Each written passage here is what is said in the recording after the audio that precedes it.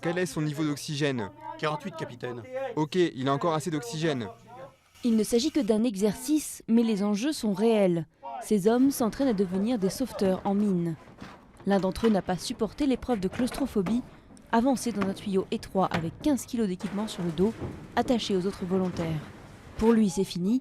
Les mineurs qui échouent à l'un des tests ne peuvent plus jamais se représenter à l'unité d'élite des services sud-africains de secours des mines. Le premier jour, c'est les épreuves physiques, c'est le plus dur. Et le deuxième jour, avec la claustrophobie, on perd 2 gars en général. Donc au final, sur une classe de 12, si on arrive à garder 7 membres, c'est un bon résultat. Ces pompiers souterrains devront être capables de secourir des mineurs bloqués ou de lutter contre des incendies sous terre. Ils doivent prouver leur endurance physique extrême et surtout leur esprit d'équipe. Capitaine, tu ne communiques pas assez. Une fois les tests passés, chaque nouveau membre est coopté par l'une des dizaines d'équipes mobilisables dans le pays en cas d'accident. Et pour les aspirants, la principale motivation, c'est d'appartenir à cette fraternité.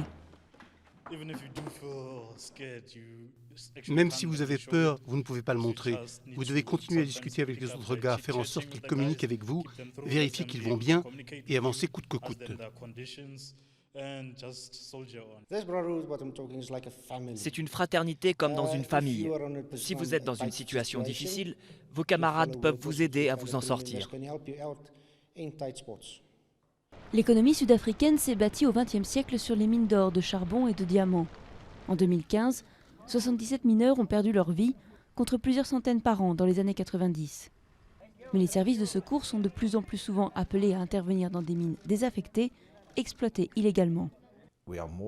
Aujourd'hui, nous passons plus de temps à tenter de sauver des vies dans les mines illégales que dans les mines normales. C'est vraiment un problème majeur. Quand nous y allons, les conditions sont extrêmement dangereuses. C'est très difficile d'y intervenir en termes d'infrastructures. Depuis sa création il y a près d'un siècle, l'organisation a perdu 37 hommes dans l'exercice de leurs fonctions. Elle a aussi permis de ramener à la surface des milliers de personnes.